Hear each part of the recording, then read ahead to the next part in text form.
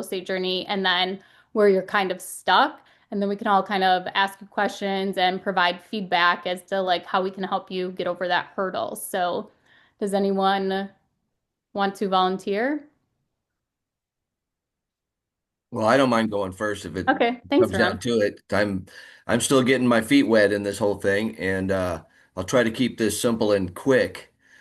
But I'm still trying to figure out my buy box and my strategy for moving forward.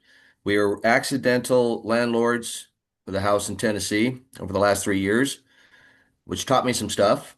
And so now I'm looking to just keep that moving. So I've recently won an auction in Alabama, which I really wasn't expecting to win. Was this from the last time we talked? Or you didn't have this? I don't Yeah, know I that don't I think we had mentioned it any of last time. that. But so it's in the process of moving in through the foreclosure deed registration thing. And I'm learning a lot along the way. I think it was a good investment because it's 100% cash deal. It last sold for 253. I got it at 199. It's going to need a little bit of work. Not a very old house, but it'll be my first burr property that I can use towards burring, that is. Um, and then I'm now starting to research, turnkey homes. I'm in Oregon. Those are out of state, obviously, but we're moving to Alabama come the end of May.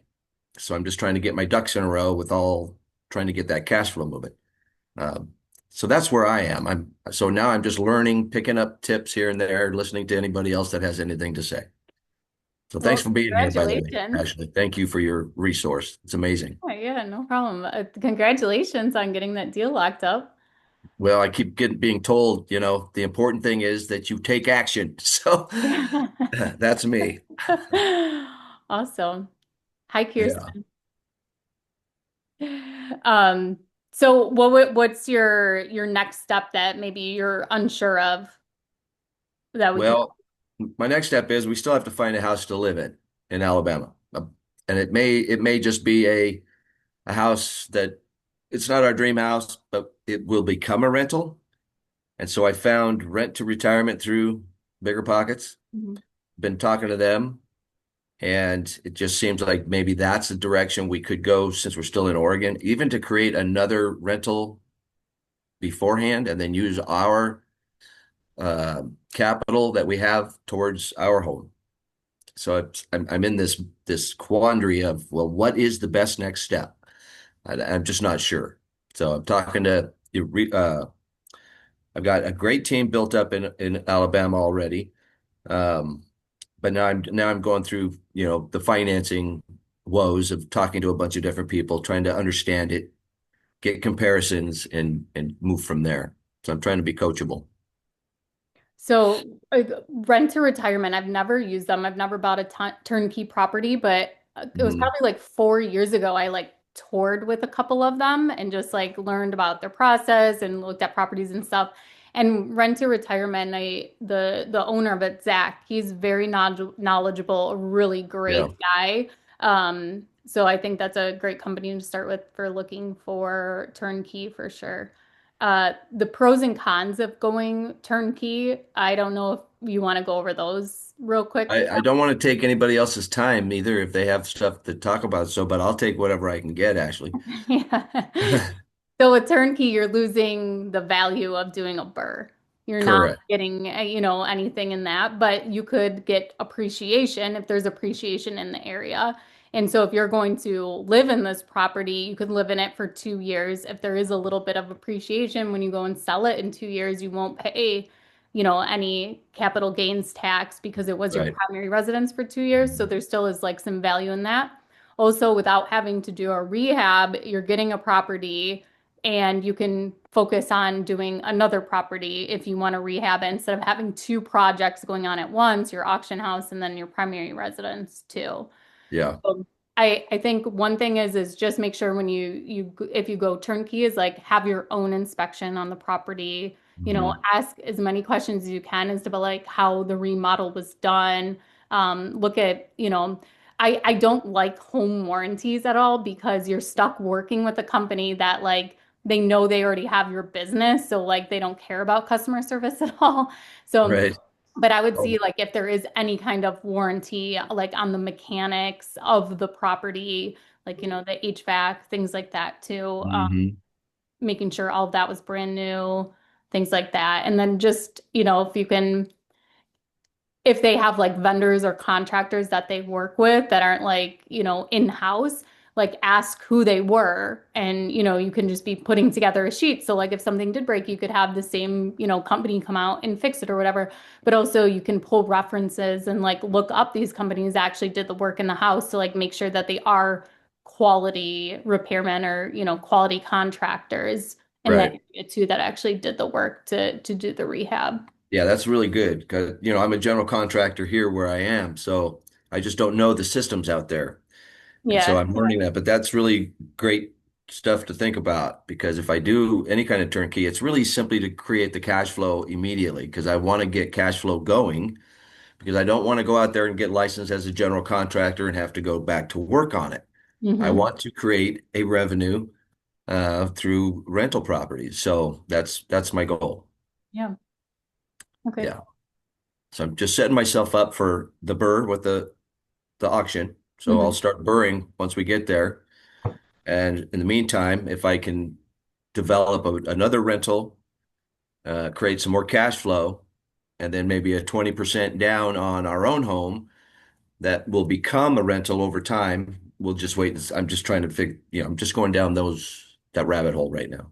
One option that you can do too for your primary residence, that I did right now in the primary that I'm intending to sell or to like if you want to turn it into a rental, then maybe you don't want to do this. But like if you were going to think like, okay, I'm going to live in it for 2 years and I'm going to turn it into a rental, and within that 5 year Mhm. period, I'm going to sell it or whatever, is you can get a like a 7 year fixed rate loan and then it goes variable. And with Mhm. it's called an ARM, and you'll get better financing terms, like a better interest rate because it's only fixed for a shorter period of time. Mhm. And so like you'll get better terms knowing that you're going to sell the property, but also like you should have some like contingency plan in place to like refinance out of that variable rate loan at the end of the 7 years or whatever it may be. So like Sure. my plan is to sell the house in 2 years, but I still did the 7 year fixed instead of the 5 years just to like give myself a long runway of when I would actually have to sell or refinance the property too. Yeah, that makes sense in that regard for, the primary residence at least, long-term, long-term planning. So it's just really a matter of getting everything, all the ducks in a row and creating that revenue, um, and just figuring it out as I go. So I'm actually looking forward to this now. So now that I have a direction, some sort of direction. So yeah, but thank you for taking the time, honestly. Does anyone else have any information or feedback that they want to give to Ron based off what he said? No? I just got something really minor, Ron. You said, Sure. oh, am I talking to someone else? Ron, you said 20% down, I think, on your primary. I just want Hmm. to challenge that. I mean, yeah, that's kind of like the default answer, but you can go down as low as five, maybe even three and a half, depending on what we're talking about. But don't feel like you got to put a lot of money down if you don't need to. I personally like to just free up that cash, keep it in the bank just in case. You can always put it towards the loan later. But Hmm. I'm a little bit more risky in some respects. So just my random thoughts. No, I appreciate that feedback because usually with a 5% down loan or that such, you're talking about an interest-only loan up front, as I'm learning. Um, Uh, I mean, if it's your No. primary, no. The only thing you're going to pay mm, is PMI, private mortgage insurance, or whatever it stands mhm, for.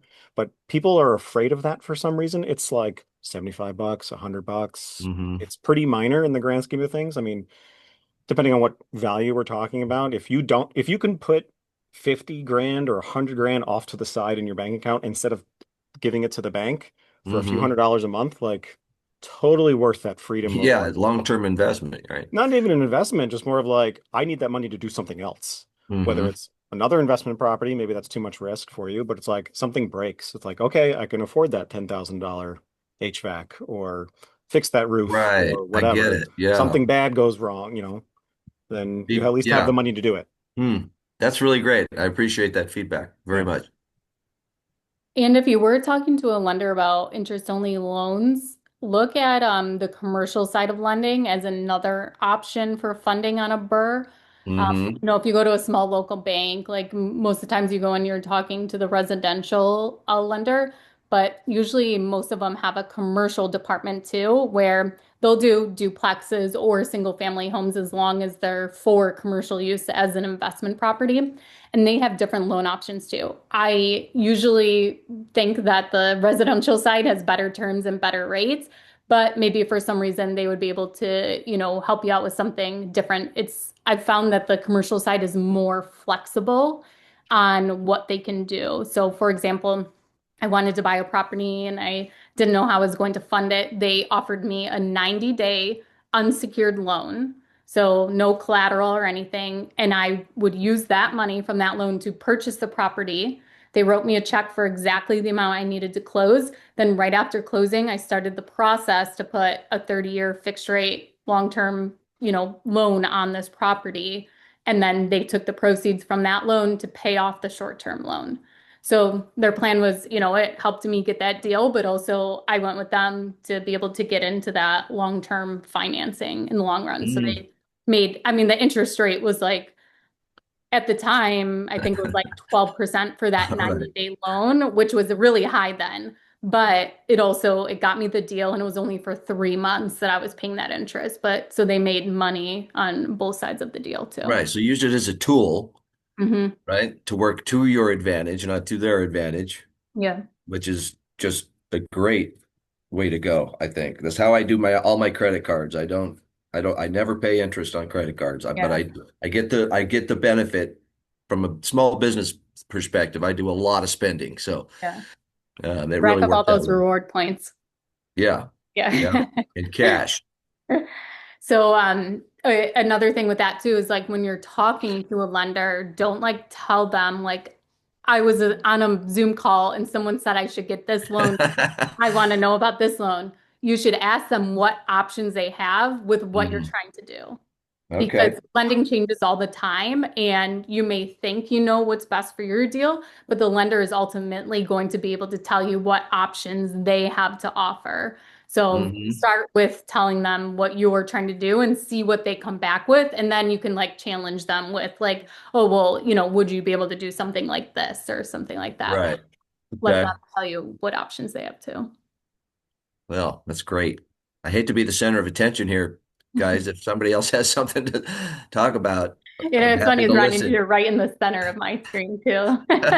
You're in the middle. Yeah, Uh, I anyone else do. want to go? We had a couple of people join late. Beth, go ahead.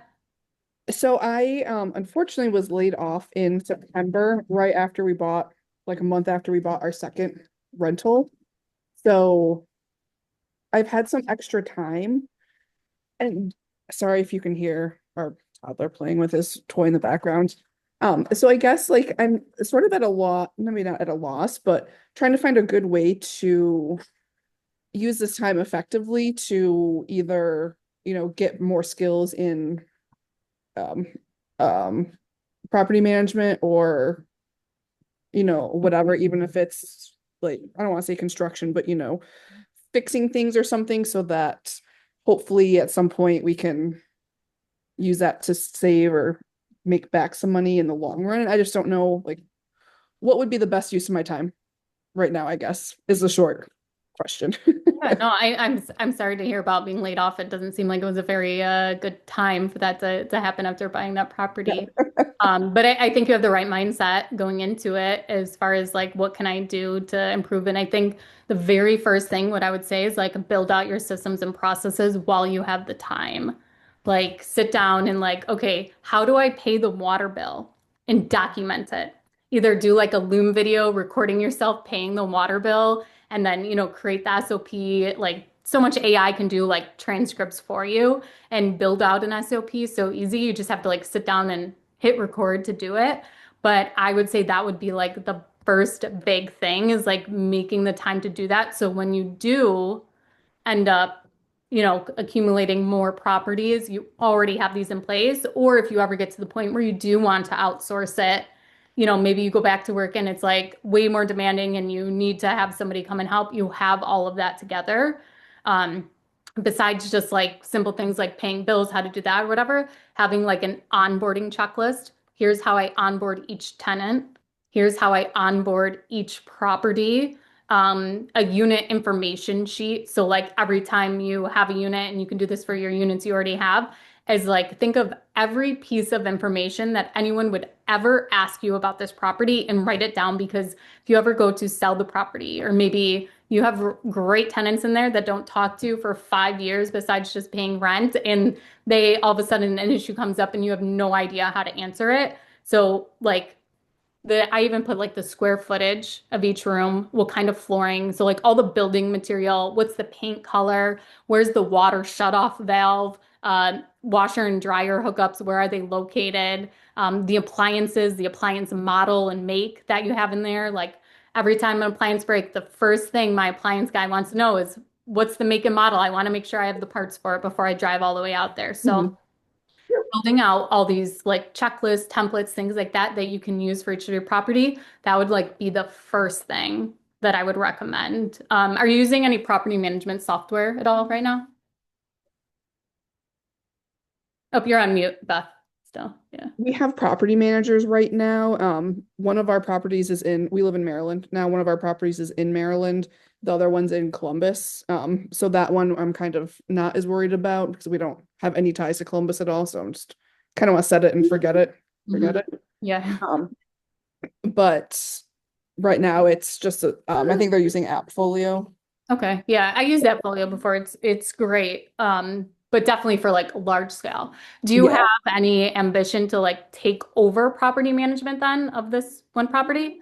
Our plan is when this lease is up in August to come back, self-manage Yeah. again the Maryland property just because it's so close and they charge an exorbitant amount of money. Yeah. Yeah. We're like, well, we got to save every penny we can. I So think we like at that point.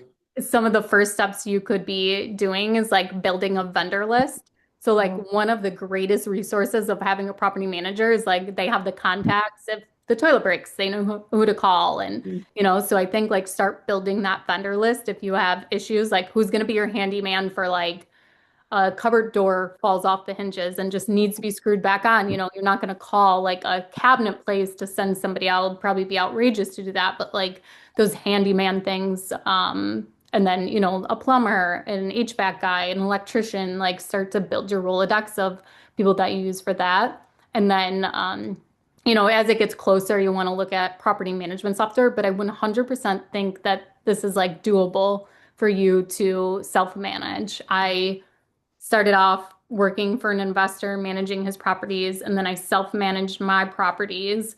And then I hired a property management company, and now I'm back to self-managing. But the difference from the first time I did it until now is like I put in these systems and processes. Before I was like a chicken with its head cut off, just like running around like crazy and just like doing things as they happened instead of being proactive and like putting things in place.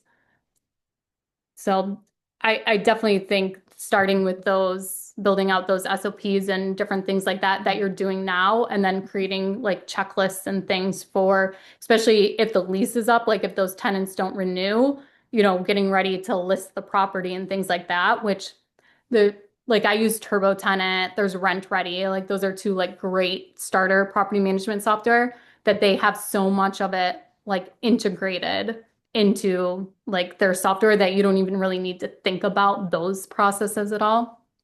So, and anyone else here using property management software that they'd recommend? No? I mean, I use, go ahead. I use Stessa. I mean, it's okay. Not Yeah. my fave. Yeah. It's that's how I like it for like their asset management. Like they have a really nice like dashboard to like look at your financials and things like that. They do rent collection now too, don't they? Yeah, I don't use that though because everyone's already on a different system. So Yeah. it's like all these different systems. David, go ahead. Yeah, I use Turbo Tenant, but I also use apartments.com for my rent collection. And they can I can store all my lease documents and everything right on the dashboard so my tenants can see everything and I can update it as things happen. And so then recently I started using REI Hub for my bookkeeping, and I just love that. It just makes everything so much easier to see everything property for property. So You Yeah, said that's that. another side of it too, is does your property management company do pretty much your bookkeeping then too, Beth? Yeah. Yeah. Was that, David, did you say REI Hub?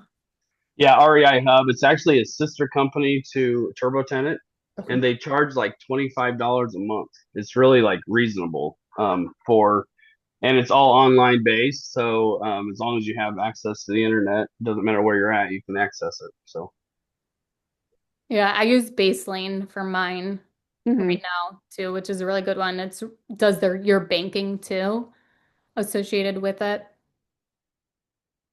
Um, And then Fran also said in the comments, Turbo Tenant too to use. Okay.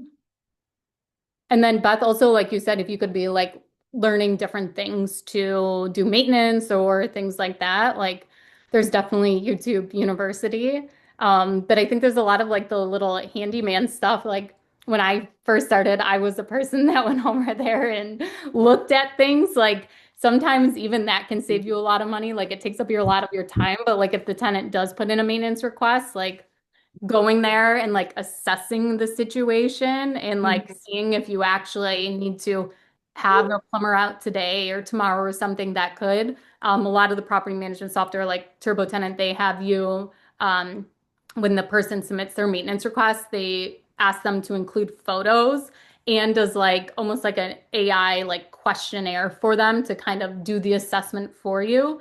But sometimes my tenants, at least not all of them, will like actually fill it out completely and it still leaves some stuff up in the air. So I think doing the maintenance coordination like that your property management company does for you now can, you could definitely do that side of it too.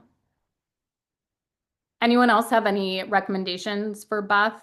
The only other thing I can think of is just like getting into something that is with real estate, like working with another investor, doing, light bookkeeping for them or, you know, get your real estate license and, Yeah. you could lease apartments and things like that too. So, Hmm. I've thought about that and just haven't really pursued it. yeah. I mean, you definitely don't need it to invest Yeah. in real estate. Yeah, at all. Yeah. Okay. Anyone else? Anything else for Beth? No? Okay. Anyone else want to go get into the hot seat? Anybody? Anybody? I mean, I'll go. I was Okay, late, and this great. is my first time here. Hi again, Ashley. Hi. Haven't seen you in a very long time. I'm really excited No. you invited me to your group. So I don't know exactly what I'm supposed to even say or talk about. We're just doing like a hot seat. This is only the second time we've done this call. Oh, So last time we just kind of went through who each of us were, and we have different people this time too. So maybe just give a little background on yourself and then kind of where you are in your journey and what like hurdle you're trying to overcome right now. okay. Well, my name's Kier. I've known Ashley for years and years and years. We did bigger pocket stuff together, so that was fun. So I actually sold in the meantime most of our real estate portfolio. We only have a couple properties left. Biggest mistake ever. Sold too early. I thought, so we moved and I thought we were gonna pick up some rentals faster than we are. So I'm struggling with actually like finding rentals in my new market. Um, and so, yeah, I regret selling all of my properties, but I didn't want to do anything out of state. I really love properties being in my backyard, and I'm not really open right now to investing out of state, even in properties that I still own. I have one out of state, and it like is always in the back of my mind, and I self-manage, and I don't think I'll outsource that at any point soon because I have some pretty good like systems in place, so it doesn't seem necessary to pay somebody else to do that. So I guess like I don't know. I mean, I'm doing really good. I'm building a business that I've been working on since when I knew you in 2019, Ashley, and it's finally coming to fruition. So it's like half my focus is going towards something that has little to do with real estate, and half my time is spent in real estate. So it's hard. Yeah, I'm just having trouble finding deals in my market, being like doing it part time now. Like before, I had a team, cold callers, like I just don't have that. So it's just slow. What was the reasoning that you got rid of your team for that? Was it because you moved or It wasn't the type of team that I wanted to be running. It was I was becoming just like managing how this team operated. I just didn't have the systems in place to manage a team at the time. yeah. So yeah, I gave that team aspect up, and it was nice because they were working off commission. And so now it's kind of like, do I just like upfront pay that money out to have somebody source leads for me, or like do I get into that again where I really directly work with people who work for me and work off commission? There's just, there's so many ways to get leads and actually do it. You just got to commit to one way, and it's just so hard to figure out which one you want to commit to and actually like, make it happen. I mean, you're already answering your own question. Like you already know what you need to do. You need to decide on one and pick it. Yeah. You should pick one and just give it so many days and then try another one after so many days. But there's like little things that you could do too, where it's not just only one way to get a lead.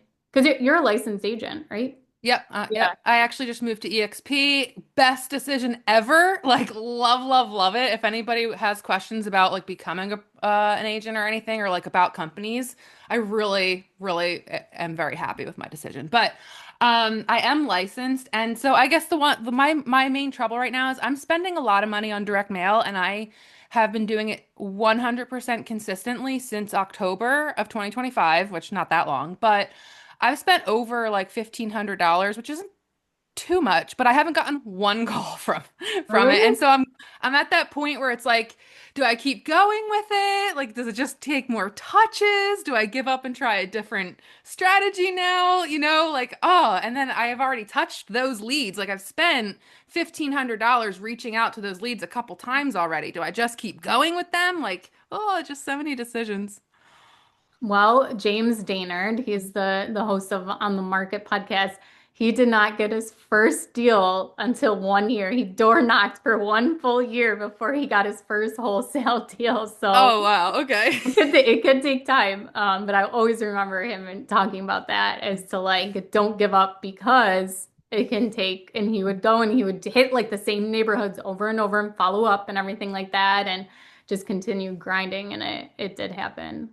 But what would be your next options if you weren't going to do direct mail anymore? What would you do? I mean, I'm just so familiar with like how to hire somebody to help me cold call. That would probably be my next step. Yeah. Here, what is your direct mail? What do you mean? So when I hear direct mail, I think about what I personally do, which Mhm. is handwritten envelopes, not postcards, not something else. I mean, there's door hangers, there's Hmm. so many different varieties of direct mail, and we just kind of lump it all into one. And was curious if you're doing the same strategy as everybody else versus something unique.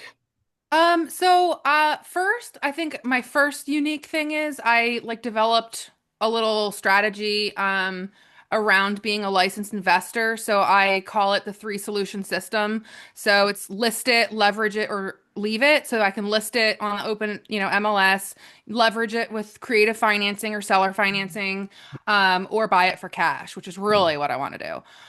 Or seller financing, that'd be nice. Haven't gotten one of those yet. But so that's like my first angle is like I actually have like three options for you if you want to explore that. And then the second thing is no, I don't do typical postcards because I've done direct mail in the past and I didn't get a great response Yeah. from like those standard ones that you just get on the sites. So I have it's actually a letter that goes to them, but I don't hand do any of it. So it Mm. is like a pre-printed thing. But it is addressed to them and it has, a return address on it from my actual like PO box, so it's like local. Um, and then other than that, That's pretty much it, I guess, for like the actual direct mail piece. And then they get it every 5 weeks. How are you pulling your list to go with? I pulled it off PropStream. So it's a very targeted list too. It's in one city, so it's Cape May Courthouse, New Jersey, and it's only owners that are between 90 and 100% equity, and they are also absentee. So I'm very niched, whatever that word is, down on the actual like people that I'm mailing to. And the list is still like over like 1,100 people. So yeah.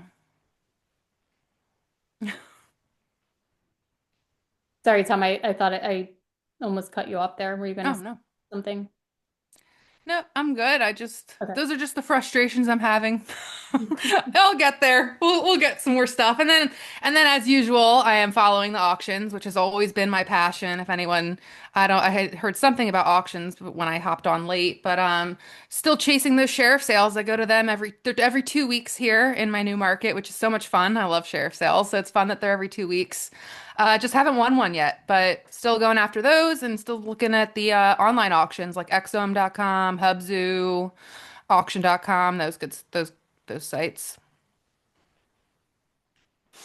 Ron was actually the one talking about auctions. Ron, we have our auction queen here. Do you have any questions? I wouldn't know what to ask, to be honest. This was just something I came across in my searching for properties.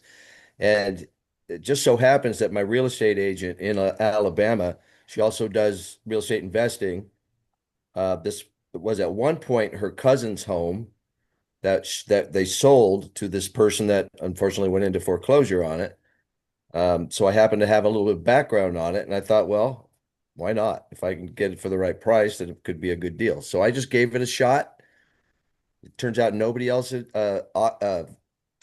on it. So it was just the way the auction.com worked was they automatically bid up to your max bid. And I just went a dollar over it. So I got 199,000 and a dollar, and nobody else bid after that. So that's how I won it. So it's not like I know a lot about it, but I do know that it's not going to take a lot to get it bird, and I'll have a great deal of uh, equity in it already. So when I do get to Alabama, I could use it to launch my burr box, right? And in the meantime, I'm just looking for passive income. So I'm going to be renting this house as soon as I can get it rented because it does not need a lot of work. And it's already got a great deal of equity in it. So I think that's a good launch to my burring once I get into Alabama.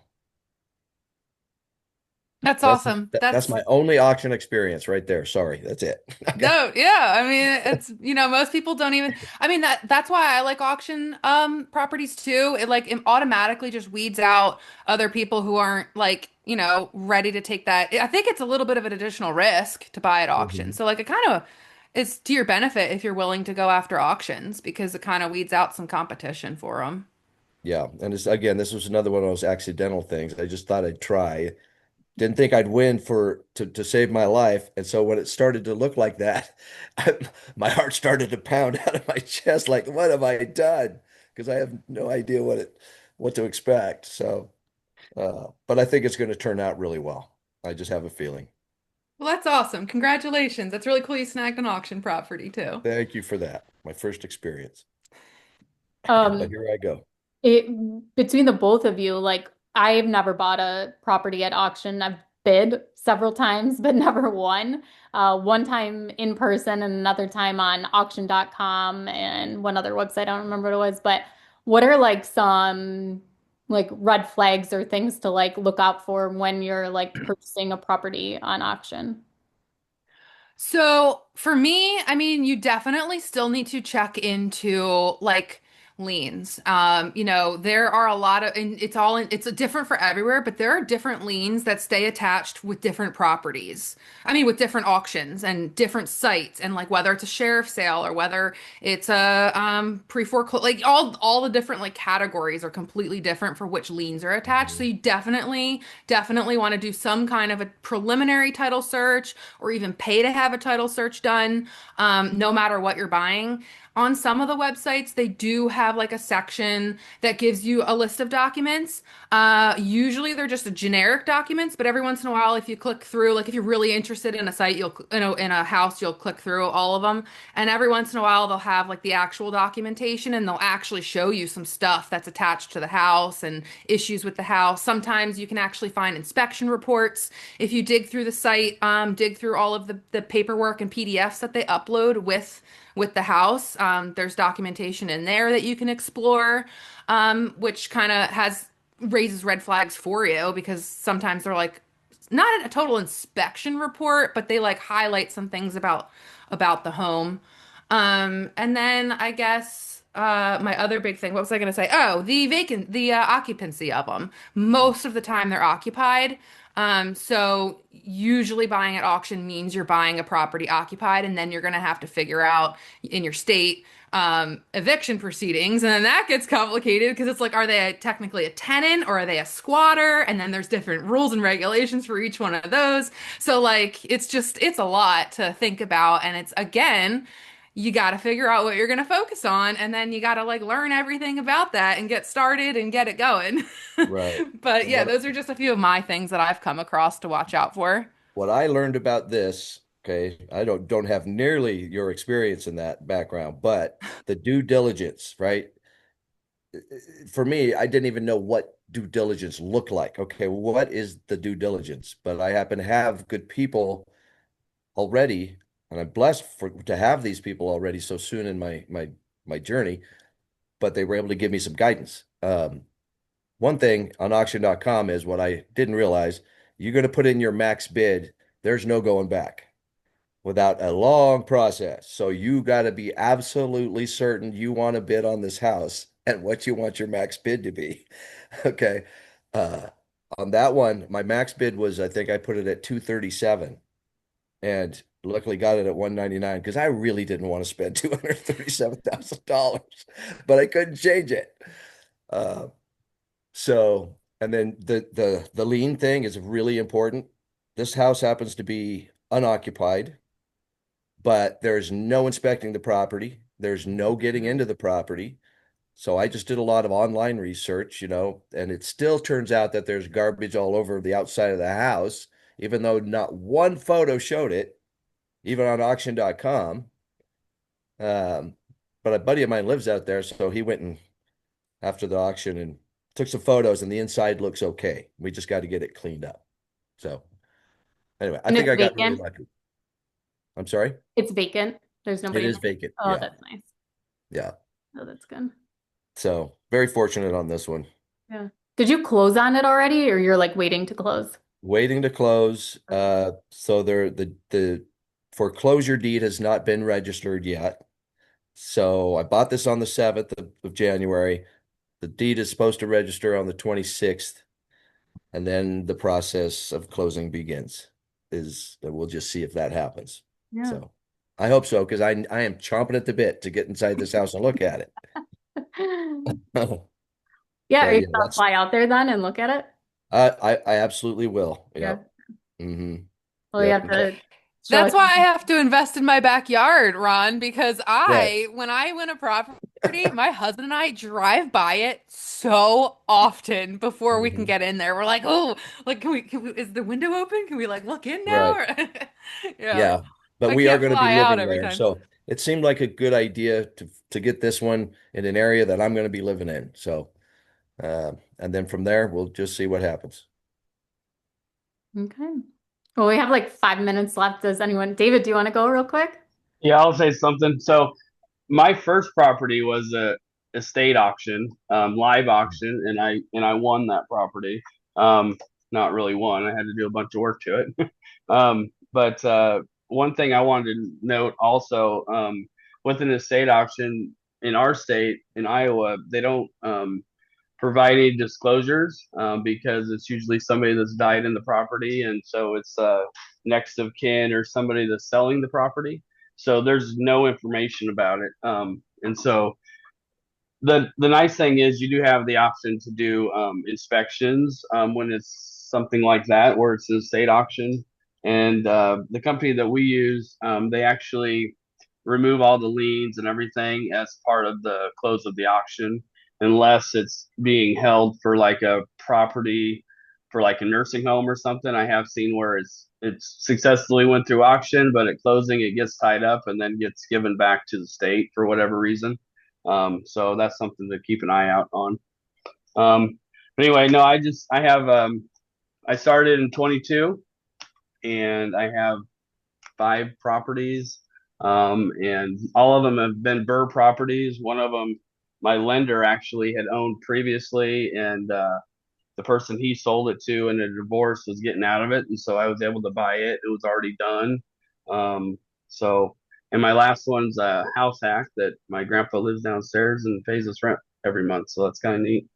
But it was a auction, a state auction as well, so it's kind of crazy how it works. But just thank you for inviting me to this team, and I'm look forward to anything that I can provide or be able to hear from. So, Mm. Well, congratulations on your 5 properties. all right, thank you. Yeah. Yeah, I'm excited to keep doing this. I think we'll keep a 2-week cadence. I'm gonna like change the date and time around just so that, it gives more flexibility. So if you can make it, works out so it's not the same time in case there's someone that could never make that time. And then I uploaded the last one onto YouTube to watch it. So I'll do the same with this one too. So feel free to share it. It's a public link if you think anyone would find it helpful. And yeah, I'll try to give you more advance notice. My sister was having her baby and she did have her baby. So I didn't, I wasn't too sure when to book it, but she had it. So I should be able to give you more advance notice from now on. Yeah. Well, congratulations on aunthood. Thank you. Yes, thank Yes. you. That's Is it your awesome. first Exciting. niece or nephew? No, she has 2 others. She has a boy and a girl, and then this one was a girl. She didn't know what it was. So yeah. Oh, well, congratulations. Thank you so Yeah. much. Okay. Well, I'll see you guys in a couple weeks or see you in the Facebook group and around social media. Until then. I'll be there. Okay. Bye, So much. Thank everybody. you. Bye. Thanks, you guys.